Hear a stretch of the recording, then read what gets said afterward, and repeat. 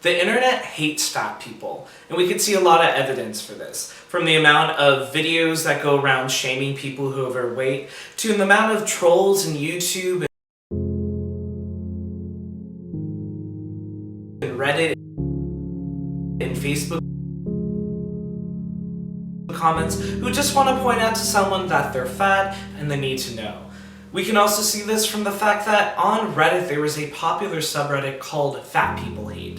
It was eventually taken down and people were upset by this. It's one thing that this subreddit existed, but it's another thing that this subreddit was popular and considered okay. You may ask, what makes me qualified to talk about any of this? And here's the matter of fact is I'm currently getting my master's in communication studies, where my emphasis is studying the way that we talk about fat shaming, food insecurity, health, and weight. That's my emphasis, and I've done 2 years of research on this, on top of the research I did in undergrad for very similar things. So this is a subject I've done a lot of research on and I'm very passionate about. I don't know the people who are doing the trolling, but it's weird to me that trolls are often considered to be overweight losers in their parents' basement, yet they're the ones who are making these comments. Listen, if you're overweight and you're angry about it, taking out on others is not the way to do that.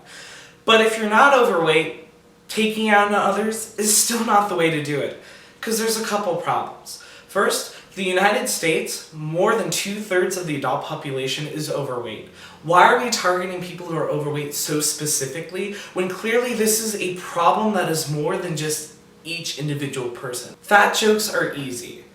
They're easy because they don't require context. But that's the problem with these trolls. Because these trolls don't consider context. Look, you might be watching this video and going, wow, a fat person talking about their weight and why they shouldn't be shamed. Yeah? But without context, you don't realize that I've lost 12 pounds and I made this channel so I can make myself a healthier person.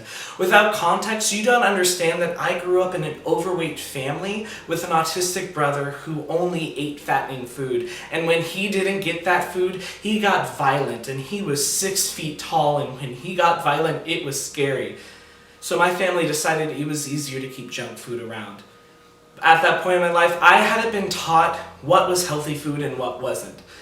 And so I ate until it became a bad habit that I am fighting to this day. And it has a major impact. For me personally, there's been 2 instances that have really impacted me. First, a couple years ago, I used to have a YouTube sketch channel where I made funny videos. Where I tried to make funny videos. One of my characters was being a jerk in one of these videos.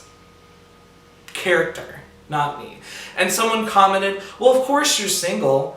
You're overweight and fat. Like that had to do with anything. Yet that stopped me from making videos for the next 3 years, even though that's what I love and that was my major, because I was scared to show myself again. Someone told me a couple weeks ago when they saw a video on this channel about my cats and me meditating, maybe you should go out and run instead of meditate. And maybe you won't be so fat. Well, if you have the context, you know that I was meditating to get myself in the mindset to go out and exercise. So thank you. But I've matured enough that these kinds of comments are not going to make me stop. However, these kinds of comments concern me on a big level. First, it's hard for people to want to lose weight when you make them hate themselves. Think about it. If you hate yourself, why are you going to do something to improve yourself? It just doesn't make sense. That's not how it works.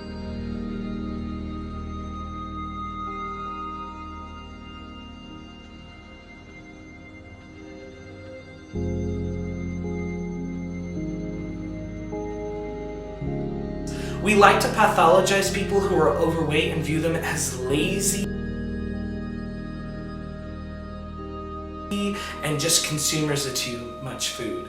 But there's a couple of problems with this. First, let's look at our working class population. Studies show that people who are actually food insecure, which means they have less access to regular food, are more likely to be overweight.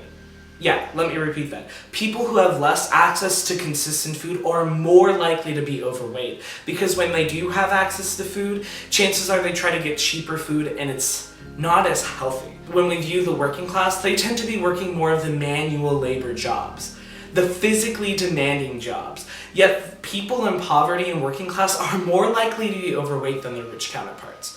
Which tells you that just based off of these studies alone, we can ignore the fallacy that weight loss is purely about not working hard enough or being lazy. People look at me and think I'm lazy. I have 5 part-time jobs and I'm a graduate student.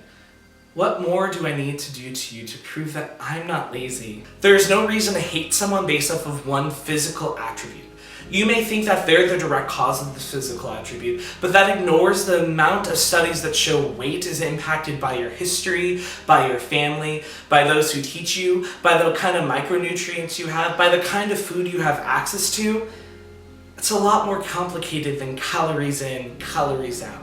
And here's the problem, is when we teach people it's okay to hate fat people, we create a lot of problems in this society. We see that eating disorders are on the rise. We see the amount of women and men hate themselves because of all the hate they see online, because even though you think you're making a funny comment, someone else sees that comment. It could be a 12-year-old girl who's decided she has enough.